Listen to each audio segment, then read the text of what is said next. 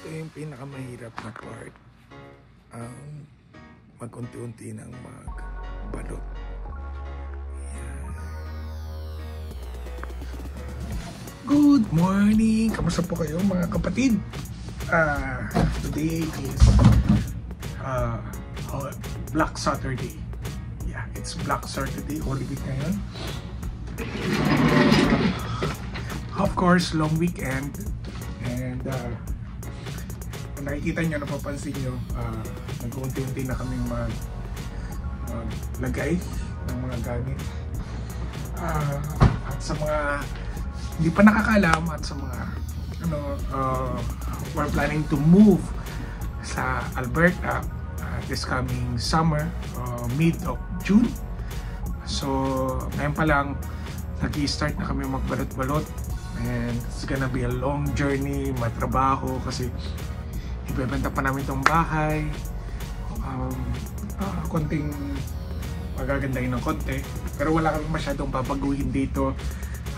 Kung ano yung nabili na, ano itsura na nabili namin ito, ganun pa rin siya. Medyo may mga konting mga sulat-sulat lang ng mga bata, pero other than that, wala kami re-renovate, wala kaming kasi nung binili namin to, yung binili namin to ay ginastos lang namin talaga dito. Yung bumili kami talaga is TV, dalawang TV, then sofa, tapos yung bed, yung sa master bedroom, and that's it. Lahat is sa marketplace na namin binili. Kasi alam naman namin na starting home pa lang namin talaga to, and gusto talaga namin na soon is mag-upgrade kami.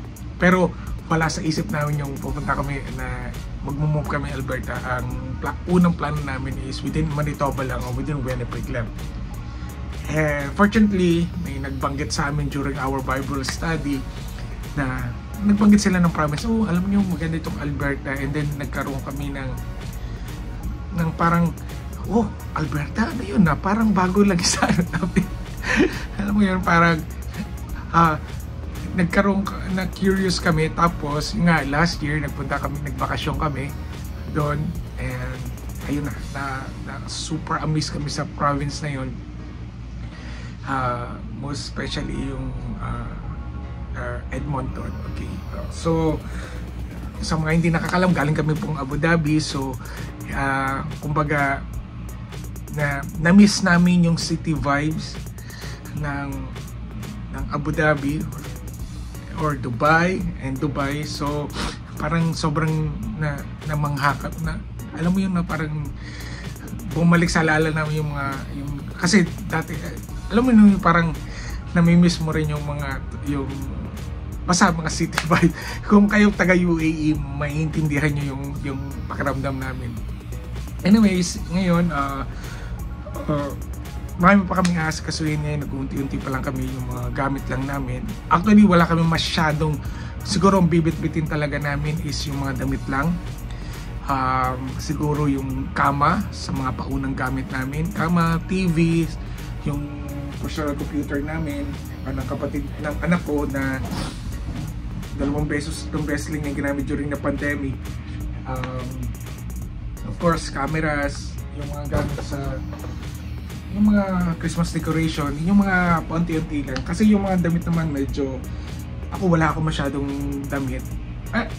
Hindi gano'ng kadaming damit ko kasi I'm more on sapatos. So sa mga hindi nakakalam, nangangolekta ako ng sapatos. So yun yung medyo marami ako. Ngayon kasi tinitake advantage ko yung long weekend at wala naman kami masyadong lakad ngayon. Mamaya siguro mag-unti lang ako magbalot dito, and then after that medyo pipinturahan ko lang yung kwarto ng anak ko. May mga konting may mga, alam mo naman yung mga bata mahilig hindi sila nagdo-drawing sa papel, nagdo-drawing sila sa mga wall. So pinturahan ko lang yun, tama-tama. Yung dating may-ari naman nito, may mga naka-stack na pintura dito, so yun ang gagawin ko. And then siguro unti-unti lang, and hindi lang namin namalayan na, oh my god, mag-ano na pala, ilang months na lang pala at alis na kami dito. Ang bilis ng panahon, parang kailan lang kaka-New Year lang, tapos ngayon matatapos na yung ilang araw na lang, tapos na yung March, and mag-April na, April, May, so 2 months na lang yung ano namin. So we're still planning kung ang gagawin namin dito sa bahay is direct private sale namin, which is mas makakatipid, mas lalaki yung equity namin kasi of course yung ang tawag dito, yung porsyento para sa real estate kumbaga mas malaki equity namin, kasi kung real estate naman siya, of course yung real estate syempre bibigyan nyo sila ng commission, like I think if I'm not mistaken it's 3%, 3 to 4%, something like that, ganun. So ngayon ang first choice, ang first priority muna namin is yung mga private sale. May mga dalawa ng interesado sa bahay, so may pag-negotiate pa yon. Then ang plan B is kung hindi pa rin mabenta siya through private sale, ipopost, may kaibigan naman kami, may ka-brother kami sa church na real estate, so pwede namin i-market na doon, ipasok sa market. So yun, so at least may mga option kami. And then nag-research na rin kami. Actually wala pa kaming location kung saan kami kukuha ng apartment. Okay. Teka, ba't ba ako nakapangod? Okay, yun. So ayusin natin. Ayun. And yung location, wala pa kaming specific kung anong location na kukunin namin. Kukuha na namin ng yung titirhan namin as apartment, kasi ang plano namin mag-apartment muna kami for siguro 6 to 1 year na apartment, and then of course yung goal namin talaga is makakuha ng bahay. So we don't want naman na bibili agad kami ng bahay kung hindi kami sure kung ano yung neighborhood na bibili namin. So of course kung bibili kami, gusto namin na sigurado na kami na ito na yon, pang matagalan na. And mahirap kasi yung bumili kang bahay tapos you feel like na hindi pala okay yung neighborhood. So pero may number one na kami, yung gustong lugar is Spruce Grove. It's a 15 minutes away from Edmonton, yung city ng Edmonton. Malapit lang siya, sobrang lapit lang, mas malapit nga siya sa West Edmonton Mall.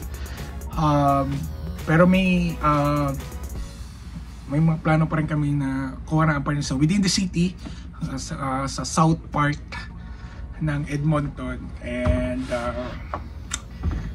titingin pa kami kung ano mga possibilities, kasi depende yan sa kung kami ng work, and ganun. Medyo ipa-finalize pa namin, ipaplano pa namin lahat. Pero yun na, yung sure lang talaga is lilipat na kami ng Edmonton. Why Edmonton?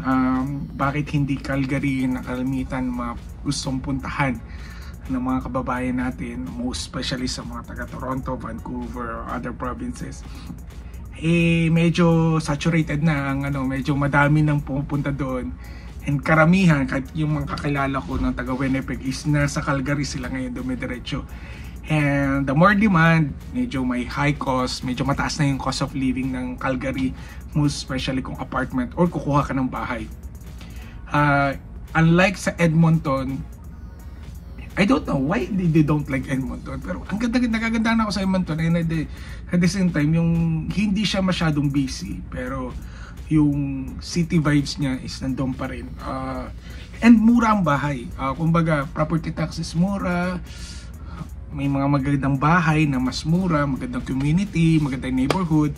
So siguro yung nagpunta kasi kami, nagbakasyon kami doon, nakita namin yung pros and cons ng Calgary, and medyo mahal lang talaga, medyo may kamahalan. Yung one big example, yung bahay na parang townhouse, which is cost na almost 300,000, which is yung 300,000, dagdag ka lang ng konti is magandang bahay na siya, good community na siya sa part ng Edmonton or outside a little bit outside ng Edmonton, like Spruce Grove, na maganda na yung bahay, brand new pa. So yun yung mga, alam nyo na, yung mga difference ng Calgary and Edmonton. And maybe because may experience na kami na may bahay kami dito, and nakita namin yung difference, most especially sa financial side ng pagkuha ng bahay. But right now, hindi pa, let's see, kasi gusto, pinag-iisipan talaga namin, ewan ko, iniisip ko palang nakakapagod na yung maglipad. Pinakamahirap talaga yung maglipad. So yun, ngayon paunti-unti lang muna kami, dandahan lang, kasi ayaw naman namin na maglalagay kami tapos later bubuklatin kasi may kukunin pa, may paggagamitan. So itong mga gamit na binabagahe namin ay yung hindi talaga hindi na ginagamit, like off season na, like itong mga Christmas decors which is hindi na kailangan, itong computer set which is hindi naman kailangan, so kailangan na namin ayun. So yun lang muna po ang update sa buhay-buhay namin dito sa Canada. Alam ko grabe, sobrang daming pangyayari ngayon sa Canada, mga guidelines, most especially sa mga work permit, sa mga nagtuturist, sa mga, even here in Manitoba, nag-implement sila ng paghihigpit. I think Saskatchewan also, Alberta also, at yan, sunod-sunod yan magkagayahan na yan. So ano yung take ko dito? Hindi ako magdi-discuss in detail about kung ano nangyayari. Ibigay ko na lang yan sa mga nagba-vlog. Or ang pinakamaganda is go to the official website ng Canada. Pero ang take ko lang dyan, anong magiging positive nito is makokontrol na nila yung pagpasok ng tao, less demand. Mangyayari niyan, ang pag less na yung tao, makokontrol na yung cost of living, most especially sa mga Toronto part, Vancouver, kasi sobrang daming tao, tapos konti lang yung housing, so yung mga iba na umaabuso, so kaya nilang kontrolin yung presyo ng apartment, yung mga so kasi less lang yung wala kang choice, kundi wala kang titirahan, so nakokontrol nila, pwede nilang taasan, sobrang taas yung ngayong medyo less na yung walang choice yung mga nagpaparent or nagbebenta ng bahay na ibaba nila yung yung rent price, but it will mafe-feel nyo yun siguro mga after few months or a year until umupa na to. Actually nararamdaman na, pero hindi pa totally na biglang baba agad ng yung mga presyohan sa apartment. So ayun lang, even here marami nagrarally. And kagaya ng sinabi ko nung mga past, yung previous vlog ko, is kasalanan rin ng mga iba niya kung bakit ginawa yan na Canada. Maraming umabuso, maraming, alam mo na yung mga pa-shortcut is akala nila hindi yung masisilip ng government. And now, ito nga, nasilip na, nagsunodan na yung ibang provinces. So let's hope and pray, hindi pa rin, wag muna mawala ng pag-asa, lalo yung sa mga nagbabalak pumunta ng Canada. And pakiramdaman, always check the official website of Canada, marami yan. Actually, last week or 2 weeks ago, sa buong linggo yun, ang daming announcement na parang nag-announce yung secretary ng immigration that after 2 days meron na naman siyang bagong in-announce. So lahat na shock, lahat nagpanic, pero let's hope and pray sa mga tao na gusto na makaano pa rin sila. Pero I don't recommend for now yung mga gusto mag-tourist at dito maghanap. Medyo i-pause nyo muna yung planong nyo yun. Pakiramdaman nyo muna, kasi sa ngayon mahirap maghanap ng trabaho kung ikaw ay tourist. Or for mga tourists. Nag-join ako sa group ng mga Pilipino sa Alberta, which is karamihan sa mga nagpo-post ay naghahanap ng work na sila ay visitor visa. Mayroong mga 2 months na naghahanap, may 3 months, yun. Always remember po, ang priority ng karamihan ng mga employer ay permanent resident or citizen ka na or may work permit ka. Open work permit, something like that. So, ayaw rin naman nila na mag-hire ng visitor visa. It's illegal kasi yung kung wala kang work permit.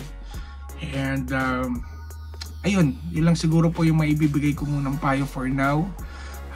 Kung gusto nyo in detail, marami sa YouTube po ng mga update na ano. Pero I always recommend, guys, palagi ko sinasabi, check the official website ng Canada. Search nyo lang sa Google, canada.ca, something like that. Kasi mas maraming information kayong mapupulot, first hand information. Okay, yun lang po, update ko lang kayo ngayon sa vlog ko. Ito lang muna po yung aking may share habang nagbabalot ako ng mga gamit.